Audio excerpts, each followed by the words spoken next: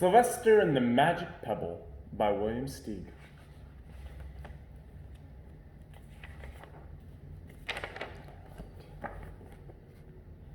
Sylvester Duncan lived with his mother and father at Acorn Road in Oatsdale.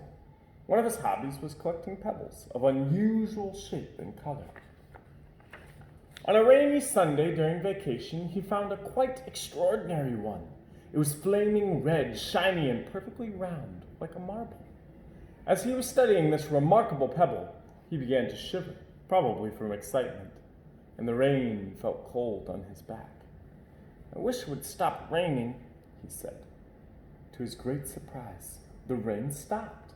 It didn't stop gradually, as rains usually do. It ceased. The drops vanished on the way down. The clouds disappeared. Everything was dry, and the sun was shining as if the rain had never existed. In all his young life, Sylvester had never had a wish gratified so quickly.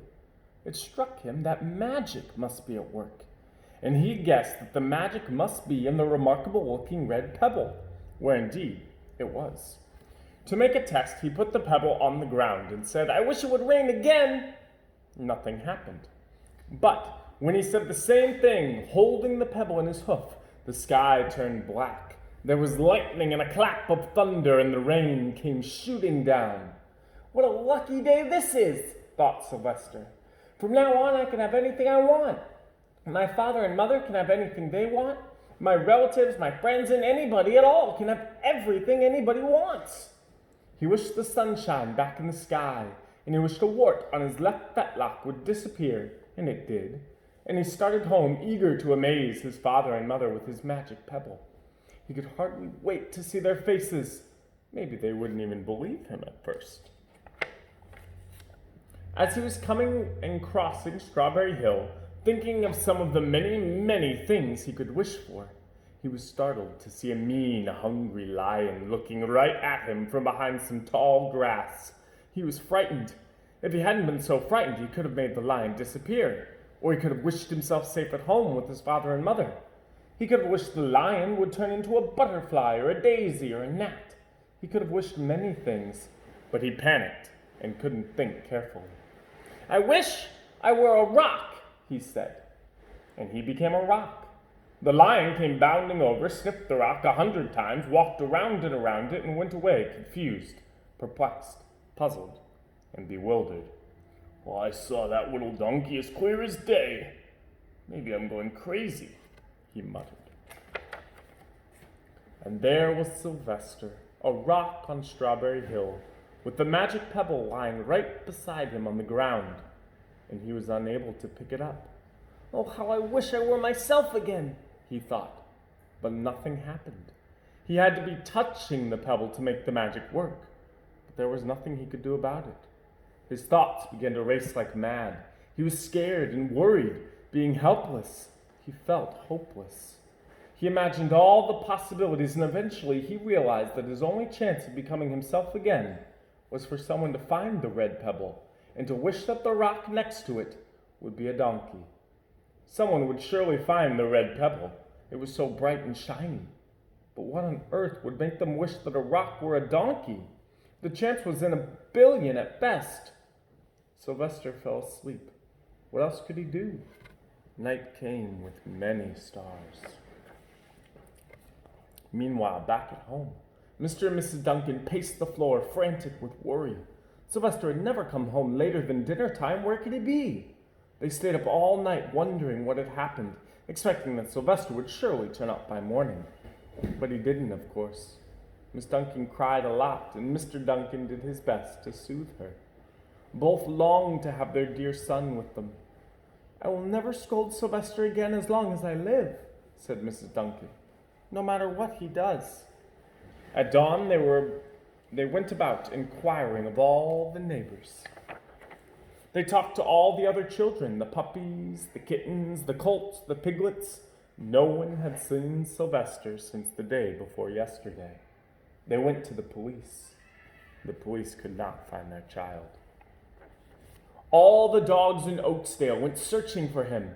They sniffed behind every rock and tree and blade of grass, into every nook and gully of the neighborhood and beyond. but found not a scent of him. They sniffed the rock on Strawberry Hill, but it smelled like a rock. It didn't smell like Sylvester. After a month of searching the same places over and over again, and inquiring of the same animals over and over again, Mr. and Mrs. Duncan no longer knew what to do. They concluded that something dreadful must have happened, and that they would probably never see their son again, though all the time he was less than a mile away. They tried their best to be happy, to go about their usual ways, but their usual ways included Sylvester, and they were always reminded of him. They were miserable. Life had no meaning for them anymore. Night followed day, and day followed night, over and over again. Sylvester on the hill woke up less and less often. When he was awake, he was only hopeless and unhappy. He felt he would be a rock forever, and he tried to get used to it. He went into an endless sleep. The days grew colder. Fall came with the leaves changing color. Then the leaves fell, and the grass bent to the ground. Then it was winter. The winds blew this way and that. It snowed. Mostly the animals stayed indoors, living on the food they had stored up. One day a wolf sat on the rock that was Sylvester and howled because he was hungry. Then the snows melted. The earth warmed up in the spring sun and things budded. Leaves were on the trees again. Flowers showed their young faces.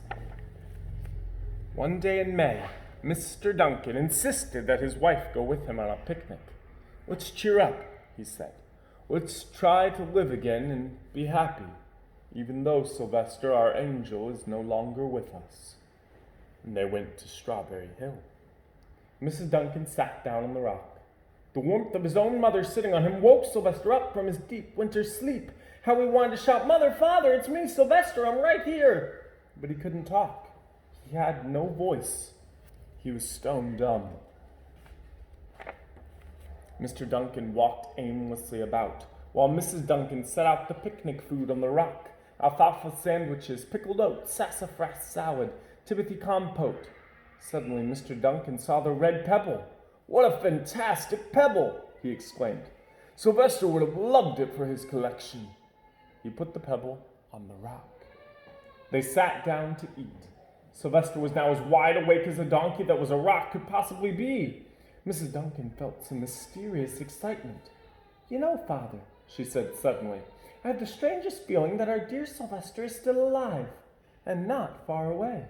I am, Sylvester wanted to shout, but he couldn't.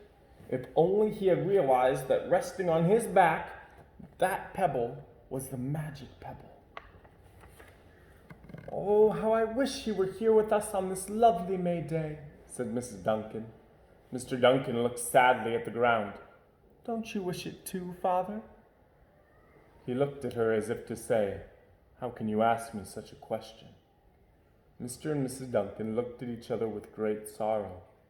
"I wish I were myself again. I wish I were my real self again," thought Sylvester. And in less than an instant, he was. You can imagine the scene that followed: the embraces, the kisses, the questions, the answers, the loving looks, and the fond exclamations.